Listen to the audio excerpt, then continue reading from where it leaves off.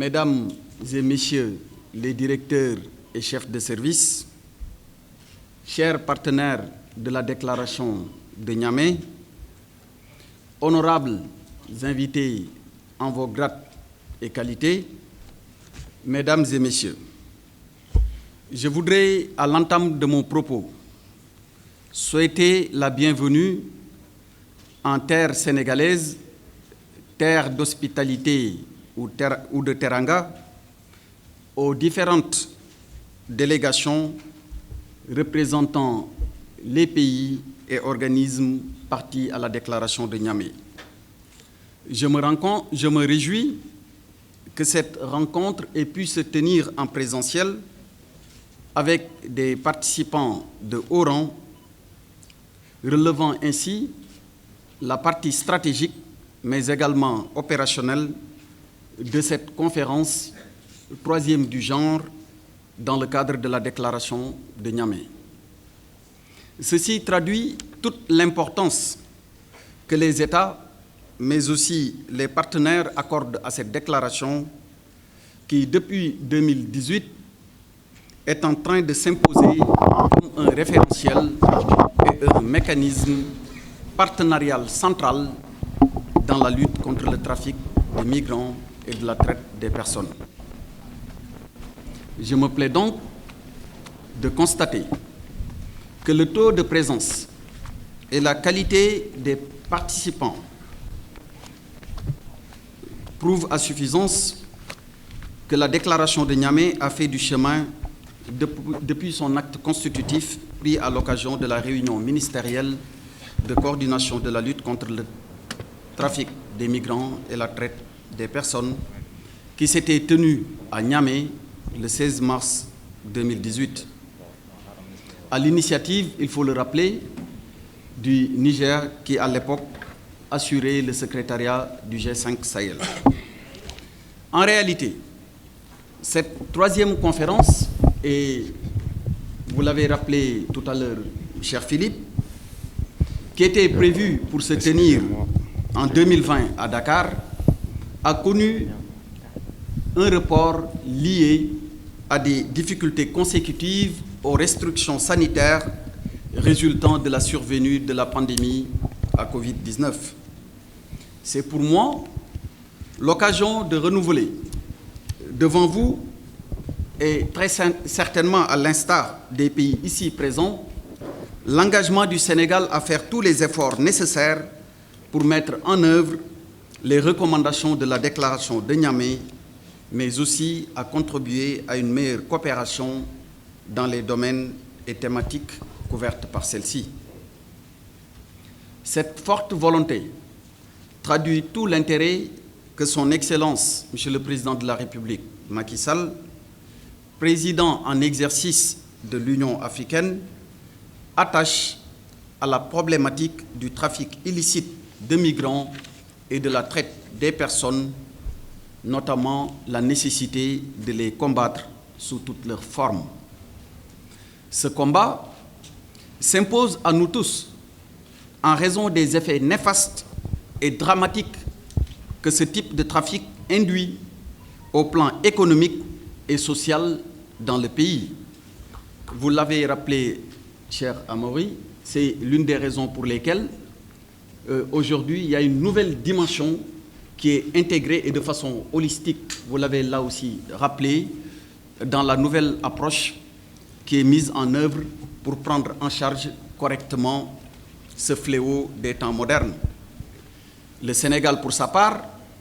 a très tôt mis en place les dispositifs de riposte. Ainsi, dès 2005, il a intégré dans son arsenal juridique répressif de lourdes sanctions contre les auteurs de trafic de migrants ou d'infractions connexes. Dans le même ordre d'idées, en 2018, il a été créé au sein de la direction de la police de l'air et des frontières, dont je salue ici la présence du directeur, le contrôleur général de police Mamsey Dundour, une division donc spécialisée avec une compétence nationale, il s'agit bien de la DNLT, la division donc de lutte contre le trafic de migrants et pratiques assimilées. Sans oublier auparavant qu'il avait été créé au ministère de la Justice une cellule nationale de lutte contre la traite des personnes. Mais au-delà de tous ces mécanismes, il a été jugé nécessaire d'aller plus en avant. C'est pour cette raison principalement que son Excellence, Monsieur le Président de la République, Macky Sall, a décidé en décembre 2020 d'instituer au sein du ministère de l'Intérieur un comité interministériel de lutte contre l'immigration irrégulière, dit SILEC. Et c'est une structure regroupant des acteurs étatiques, mais aussi non étatiques, pour la coordination de la prise en charge inclusive de tous les aspects liés à la migration irrégulière dans ses dimensions transversales, préventives et communautaires. Toutes ces actions, il faut le rappeler, ont permis de limiter et de contrecarrer des tentatives de départ, voire de démanteler carrément des réseaux criminels de trafiquants ou de traite des personnes. Ces initiatives hardies du gouvernement sénégalais ont permis également de conduire avec succès des actions de coopération avec des pays partis à la déclaration de Niamey. Mesdames et messieurs, cette troisième réunion régionale de haut cadre de sécurité intérieure, de défense et de justice de nos pays est une occasion pour faire le point sur les actions déjà réalisées au titre de la déclaration de Niamey, mais aussi certainement de se projeter sur les autres étapes. Il convient à cet égard de constater que la déclaration de Niamey, à travers son mécanisme de suivi institué lors de la première conférence des 18 et 19 juin 2018, en application du point 36 de la dite déclaration, est un instrument pertinent de prévention et de lutte contre le trafic de migrants et la traite des personnes, dans le sens où elle permet de faciliter la coordination et la coopération entre les États parties. Ce mécanisme permanent de suivi constitue à la fois un repère et un baromètre pour l'évaluation de nos stratégies et actions de lutte contre le trafic de migrants et la traite des personnes. La dernière rencontre des points focaux de ce mécanisme de suivi, tenue à Dakar du 7 au 9 décembre 2021, en prélude à la conférence d'aujourd'hui, est une illustration parfaite de cette vocation de la déclaration de Niamey à servir d'outil d'évaluation. Parce qu'il faut le dire, la déclaration est riche donc, de points qui ont pour ambition de prendre en charge correctement ce phénomène que nous connaissons depuis plusieurs décennies, mais à un moment, après mise en œuvre de plusieurs années, il faut s'arrêter, évaluer, apprécier pour se projeter sur les prochaines étapes. De plus, ces 6 piliers, déclinés à l'origine en 23 recommandations qui ont été reformulées en 21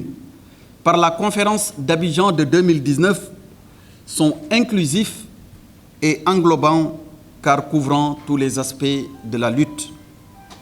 Mais force est de reconnaître que la majorité des recommandations mises en œuvre relèvent de la prise en charge du problème du trafic des migrants et de la traite des personnes comme criminalité transnationale organisée, nécessitant de la part des États une collaboration dynamique pour aboutir à des résultats significatifs. Au-delà des aspects juridiques et sécuritaires, et notre ami Host aussi l'a indiqué et a insisté sur ce point, il faut des actions qui portent sur le volet socio-économique et politique de la question. Je pense notamment à la promotion des possibilités de migration légale qui permettra de couper court et de court-circuiter les actions délictuelles de groupes criminels. C'est dans ce cadre qu'une task force a été instituée sur instruction de son chef de l'État, le président Macky Sall, au ministère de l'Intérieur. Ainsi, et de façon permanente, des échanges sont organisés pour voir d'abord quels sont les besoins qui se font sentir de part et d'autre de nos différents États et pourvoir aux différents emplois demandés de l'autre côté. Et par la mise en œuvre de la migration circulaire, on peut surveiller, mais sûrement assurer la protection des personnes qui ont pour vocation d'aller travailler et de revenir en toute sécurité, mais dans le respect strict des droits de ces ressortissants de nos pays. Et à ce sujet, je voudrais rappeler que l'action 6 de la dite déclaration, intitulée « Protéger les migrants irréguliers et les victimes de traite » et l'action 7, intitulée « Assurer le développement durable et la promotion d'une économie alternative pour la maîtrise des flux migratoires » devraient être mieux prises en compte car elles constituent des actions incontournables dans nos stratégies de lutte contre ce phénomène.